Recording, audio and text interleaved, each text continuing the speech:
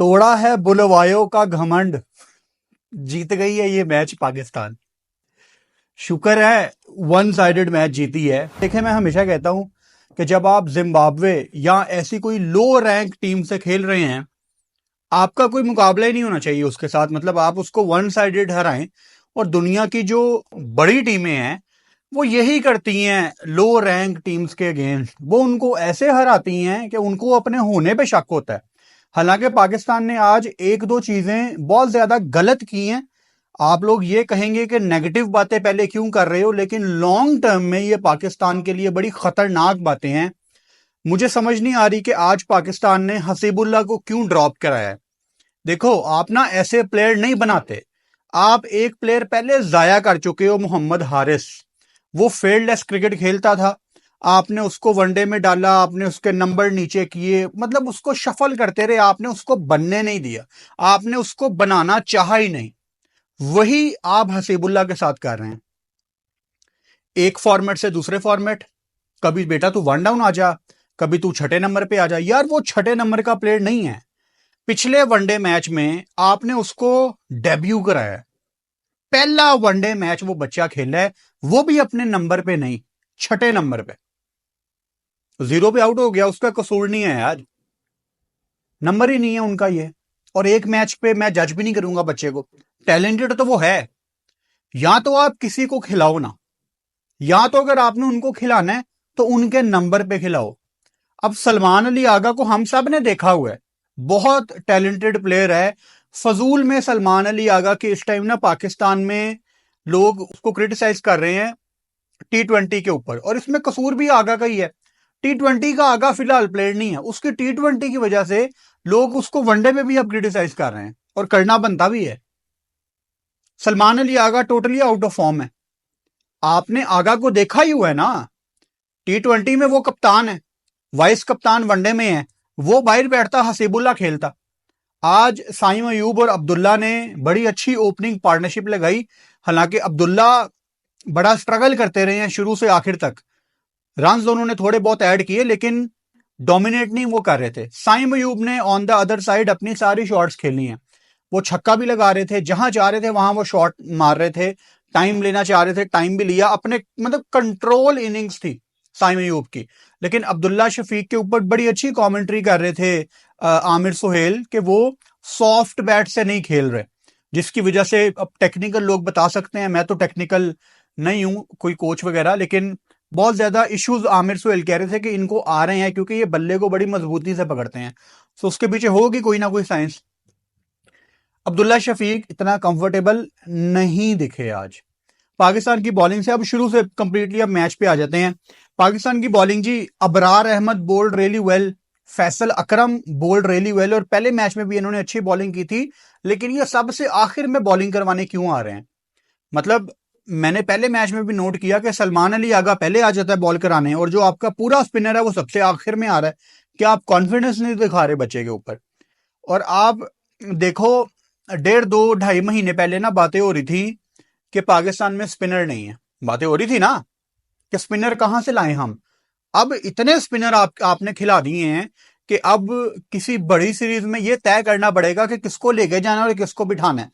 वो अलहदा बात है कि इन सब में जो सबसे पहले किसी का नंबर बनता था वो मेहरान मुमताज का था। लेकिन आपने चलो फैसल को डेब्यू करा दिया, अबरार को करा दिया। बच्चे ये सारे अच्छे हैं, सब टैलेंटेड बच्चे हैं, आपने इनको बनाना है।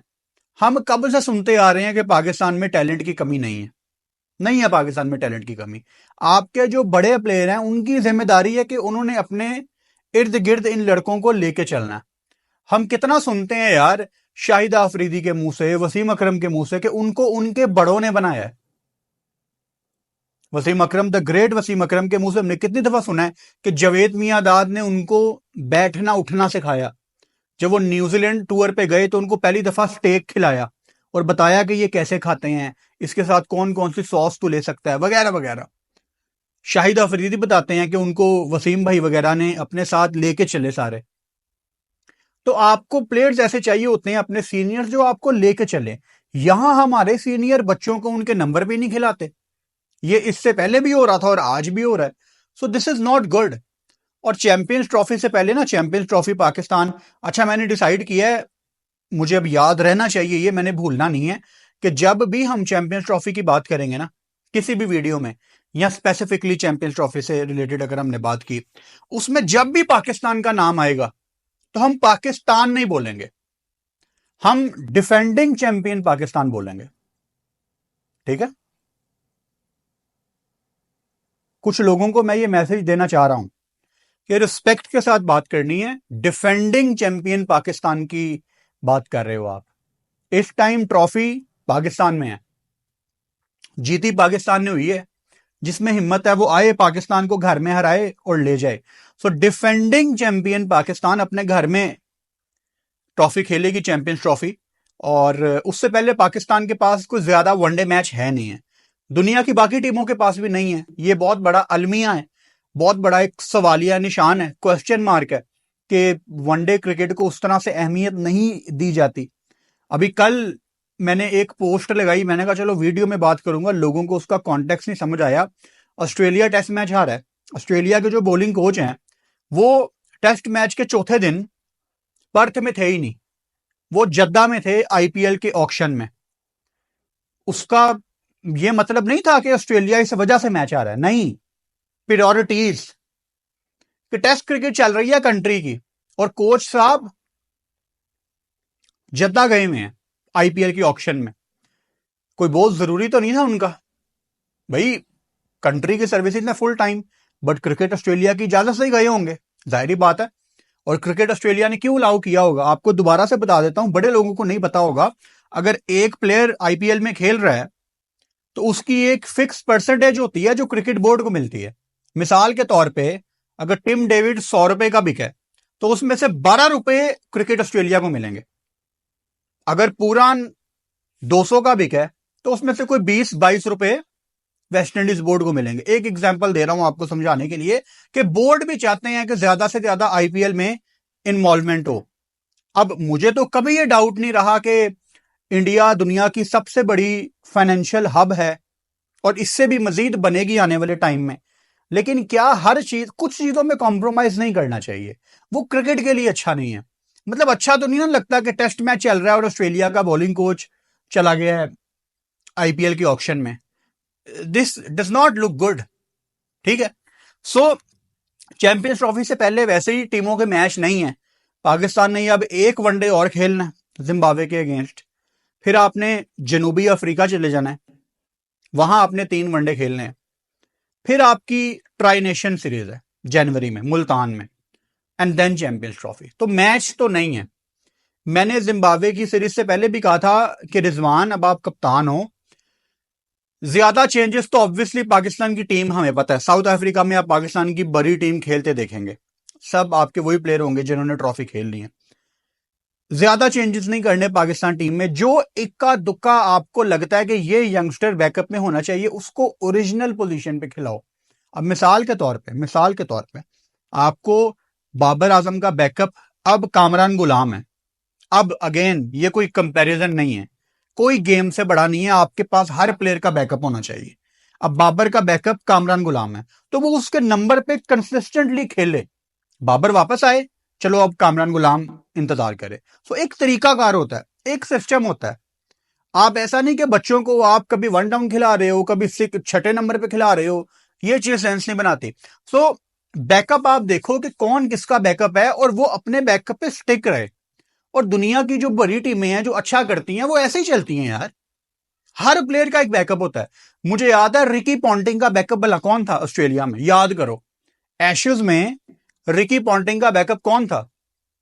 ऑस्ट्रेलिया ने पहली दफा एशेज खेली घर पे, रिकी पॉन्टिंग का बैकअप था उस्मान ख्वाजा, और ये हमें पाकिस्तान में बैठे पता था क्योंकि उन्होंने बताया था कि उस्मान ख्वाजा इसका बैकअप है। रिकी गया, उस्मान ख्वाजा की बड़ी हाइप बनी थी यार ऑस्ट्रेलियन मीडिया में, उसके घर वाले देखने आए थे। मतलब मैंने तो सुबह सुबह उठ के सिर्फ एक वो मैच देखना था, एक तो अंदर से एक वो खुशी भी बड़ी थी कि यार एक पाकिस्तानी ऑस्ट्रेलिया से टेस्ट क्रिकेट खेल रहा है, वो भी रिकी पॉन्टिंग की जगह। यार उस टाइम ऑस्ट्रेलिया की टीम जिन भूतों की टीम थी, ये तो अब हंस हंस के मिलते हैं आईपीएल की वजह से, पहले तो ये मुंह नहीं लगाते थे सब कॉन्टिनेंट वालों को। तो रिकी पॉन्टिंग की जगह एक पाकिस्तानी खेले, वो बड़े प्राउड की बात थी भाई, सीधी सी बात है। तो हमने तो सुबह सुबह उठ के देखा था। वो उस जमाने में स्कोर कार्ड भी बड़े मजे के थे, ऑस्ट्रेलिया के ग्रीन वाले छोटे छोटे। तो वो कंपेटिटिव क्रिकेट ही और थी यार। तो आपके पास हर प्लेयर का एक बैकअप होना चाहिए। ये बोंगिया ना मारे कि तू आज छठे पे खेल ले, तू आज तीसरे पे खेल ले। एक प्लेयर जो आज इन्होंने डेब्यू कराया, तैयब ताहिर। देखें आप, अनफॉर्चुनेटली हमारे हमारे कंट्री में बहुत ज्यादा फैंस ऐसे हैं जो सिर्फ अपने फेवरेट प्लेयर्स को देखते हैं, उनको बाकी किसी प्लेयर का नहीं पता। Tayyab Tahir should be in your 15। हर सूरत वो आपकी 15 में होना चाहिए। दलेर प्लेयर है, दलेर प्लेयर है, बहादुर प्लेयर है। उसने जब जब उसको मौका मिला है उसने आपको अपनी झलक दिखाई है। मुझे ये मेंशन करने की जरूरत नहीं है कि उसने इमर्जिंग एशिया कप में 100 करके आपको मैच जितवाया है। मुझे बताओ आपको कितने मैच इंडिया के खिलाफ किसी भी लेवल पे कोई बैटर जितवाता रहा अपने बलबूते पे, आपको याद नहीं आएगा। एक आपको वो शाहिद अफरीदी याद आएगा जब उन्होंने अश्विन को छक्के लगाए थे, दूसरा आपको तैयब ताहिर याद आएगा। ये कोई कंपैरिजन नहीं है, आपको एग्जाम्पल दे रहा हूं। और जो आपको मैच जितवाता है आप उसको शफल करते रहते हो, कभी वनडे, कभी T20, कभी ऊपर, कभी नीचे। प्लेयर ही नहीं बनाने आते। तो ऐसे ना करें बच्चों के साथ। एंड ऑनेस्टली बताऊं, बड़े लोग मेरी ये बात समझेंगे, जिम्बाब्वे में ना मैच देखने का कोई ज्यादा मजा नहीं आ रहा। हमेशा इतना आता भी नहीं है, लेकिन इस दफा एक तरफ हाई इंटेंसिटी क्रिकेट चल रही है इंडिया और ऑस्ट्रेलिया की। अब तो खैर दूसरे टेस्ट मैच में गैप है। हाई इंटेंसिटी क्रिकेट, टेक्नोलॉजी की बात कर रहा हूं, टेक्नोलॉजी अपनी पीक पे है। मतलब उनके पास भाई 360 एंगल है। वो जेसवाल को यहां से दिखाना चाहते हैं, फिर कैमरा रोक के घूम के वहां जाता है, हर एंगल से शॉट नजर आ रही है। और यहां जिम्बाब्वे के पास बॉलिंग स्पीड ही नहीं है, अजीब से ग्राफिक्स। मतलब मुझे ऐसी क्रिकेट देखने का मजा नहीं आता है। एंड आप इसमें जिम्बाब्वे को ब्लेम नहीं कर सकते, उनकी फाइनेंशियली वो इतने स्ट्रांग नहीं है। लेकिन थोड़ा सा क्रिकेट बोर्ड भी इसमें ना कंट्रीब्यूट कर सकता है कि यार हम आ रहे हैं तो हमारी एक सर्टेन रिक्वायरमेंट है, ताकि हम भी अपने प्लेयर्स को जज कर सकें। अब मिसाल के तौर पे मुझे याद है कि इंडिया जब जाती है ना जिम्बाब्वे खेलने, तो वो बड़ी चीजें जाने से पहले मेक श्योर करते हैं कि ये ठीक हो। मतलब अगर कोई फलां टेक्नोलॉजी नहीं है तो वो खुद से पैसे डाल देंगे कि यार ये यूज होनी चाहिए। होटल कौन सा है, अच्छा शेफ कौन सा है, ये चीजें होनी चाहिए। जाने से पहले वो अपने स्टैंडर्ड मीट करते हैं, बिकॉज इंडिया को पता है कि जिम्बाब्वे अगर वो जा रहे हैं, आई एम सॉरी टू से, मैं बड़ी रिस्पेक्ट के साथ ये बात कह रहा हूं, इंडिया जिम्बाब्वे जाकर जिम्बाब्वे पे एहसान कर रही है। मतलब Zimbabwe should be thankful to India कि वो आते हैं। सीधी सी बात है। जिम्बाब्वे जाने से किसी टीम को कोई फायदा नहीं हो रहा, वो सिर्फ क्रिकेट की स्पोर्ट के लिए जाते हैं।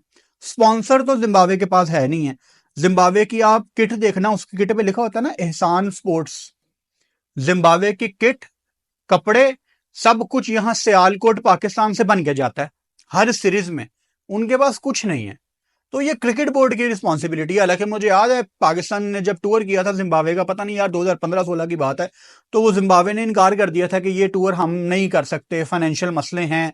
लेकिन पाकिस्तान तब भी इतनी ज्यादा क्रिकेट नहीं खेलता था, टेस्ट क्रिकेट थी वो वाली, प्रॉब्ली 1-2 टेस्ट मैच थे। तो उसमें पाकिस्तान ने खुद सारे स्पॉन्सर अपने अरेंज किए कि चलो यार तुम स्पॉन्सर कर दो, तुम स्पॉन्सर कर दो। पाकिस्तान की जो होम सीरीज स्पॉन्सर करते थे सारे, उन्होंने जिम्बाब्वे की सीरीज स्पॉन्सर की। तो ये चीजें कंटिन्यू रहनी चाहिए। अब मुझे कहने को तो ये बड़ी छोटी चीज है, लेकिन जिस सीरीज में बॉलिंग स्पीड ना हो, दिख ना रही हो बॉलिंग स्पीड, स्पीड गन ना हो, तो मुझे मेरा मजा किरकिरा हो जाता है। ये बड़ी छोटी चीज है। अब जैसे साइम अयूब आज बड़ी आसानी से कट शॉट लगा रहा है, ड्राइव लगा रहा है। और मुझे लग रहा था यार ये जिम्बाब्वे के फास्ट बॉलर बड़ी स्लो बॉल कर रहे हैं, मुजरबानी वगैरह। लेकिन मैं जज नहीं कर पा रहा था। वो कभी कभी हमसे सही जज नहीं होता, हमें लगता है कि ये स्लो बॉल थी, लेकिन वो होती 85-86 की है। एक तो यार मैं कल भी अपने एक दोस्त से बात कर रहा था कि ये 130, 135, 140, 145, 146 केपीएच का मजा नहीं आता, जो मजा एमपीएच का था ना। 85, 90, 91, 92, 93, 95, ये देखने का ज्यादा मजा आता है। तो मैं एमपीएच को बड़ा मिस करता हूं। तो नजर नहीं आ रहा था कि कितनी बॉलिंग स्पीड है, कितनी तेज बॉल आ रही है, कौन सा स्लो बॉल है। भाई वो कमेंटेटर्स को शायद थोड़ा एक्सपीरियंस है, आमिर सुहेल वगैरह को, उनको नजर आ जाता होगा। हम तो फैंस हैं, हमें चाहिए होती हैं, ये इंफॉर्मेशन है ये हमारे लिए जो हमें चाहिए। अभी तो एक ही ग्राउंड में पूरी सीरीज है, थोड़ा थोड़ा बोर हो जाता है बंदा एक ही ग्राउंड में खेल खेल के, और व्यूअर देख के भी बोर हो जाता है कि यार एक ही ग्राउंड में सेम एंगल ये वो, थोड़ी सी एंटरटेनमेंट तो चाहिए। आई डोंट नो हरारे में ये मैच क्यों नहीं करवा रहे, शायद लॉजिस्टिकल इशू आएंगे, लेकिन 3 मैच बुलवायो में करा लेते, 3 हरारे में करा लेते तो कोई खास फर्क तो नहीं पड़ना था। थोड़ा बोरिंग हो जाता है ऐसा, मतलब इस सीरीज में अगर एक आधा टेस्ट भी होता वो भी शायद बुलवायो में ही हो जाना था। पहले ये होता था कि वनडे सीरीज होती थी T20 वगैरह हरारे में, और टेस्ट मैच बुलवायो में, चलो कुछ चेंज दिख जाता था। अब तो कुछ मतलब चेंज नहीं दिख रहा, और होना ऐसा चाहिए कि आप वन साइडेड, बेसिकली जब आप जिम्बाब्वे, यूएसए, आयरलैंड इन जैसी टीमों से आप खेलते हैं ना, विद ऑल ड्यू रिस्पेक्ट, आपको हर मैच वन साइडेड जीतने चाहिए, हर मैच। ये बड़ी टीम की निशानी है। आपके यंगस्टर भी जाए ना तो वो इनसे बेहतर हों, वो इंडिया के यंगस्टर जाते हैं ना, इनसे 1000 गुना बेहतर होते हैं। और आप जिम्बाब्वे के खिलाफ वन साइडेड पूरी सीरीज जीतें, और वो काउंट भी नहीं होनी चाहिए यार, सीधी सी बात है, वो काउंट भी नहीं होनी चाहिए। जिम्बाब्वे के खिलाफ खेला चाहे ठीक है यार, चलता रहता है। मेन सीरीज आपकी साउथ अफ्रीका की सीरीज है, लेकिन हमारी टीम शहजादी पहला वनडे हार के सीरीज को एक्साइटिंग बना देती है, और उनको भी उम्मीद दिला देती है। बड़ी गंदी बैटिंग की थी पाकिस्तान ने पहले मैच में यार। वो तो मैं चाहता था कि बारिश रुक जाए और जिम्बाब्वे आके अपने बलबूते पे जीते। वो तो चलो टीएलएस पे वो जीत गए, लेकिन अपने बलबूते पे जीतते। मेड है बेटर टीम विन यार। 60 पे 6 आउट जस्टिफाई नहीं है जिम्बाब्वे के अगेंस्ट। कोई इतनी आपके को सीनियर ही थे वो सारे। फाइम अयूब आपका परमानेंट है, अब्दुल्ला शफीक को अच्छा खासा एक्सपीरियंस है, रिजवान आगा, ये सारे, कामरान गुलाम, अब ये पाकिस्तान से खेलने में है भाई, इंटेंसिटी क्रिकेट खेलने में है। ये कोई 14-15 साल का बच्चा नहीं है जो पहली दफा खेल रहा है। आज का मैच आपने वन साइडेड जीता है, थोड़ा और जल्दी जीतना चाहिए था। अगले मैच में आपको पता है फाइम अयूब कैसा प्लेयर है, उसने परफॉर्म कर दिया है। हसीबुल्ला को खिलाएं एज एन ओपनर, और फाइम को आप रेस्ट कराएं, ताकि बच्चे को आप कह सकें यार कि हमने तुझे कंसिस्टेंटली तेरे नंबर पे चांस दिया। इसके अलावा पाकिस्तान टीम को अगले मैच में क्या चेंजेस करने चाहिए, आप मुझे कमेंट बॉक्स में लाजमी बता सकते हो। सब्सक्राइब आपने मुझे किया हुआ है, लेकिन बेल आइकन लाजमी दबाएं, ताकि जैसे ही मेरी वीडियो आए आपको नोटिफिकेशन आ जाए। अपना बहुत सारा ख्याल रखो। वीडियो पसंद आए तो इसका लिंक अपने दोस्तों के साथ शेयर कर सकते हो।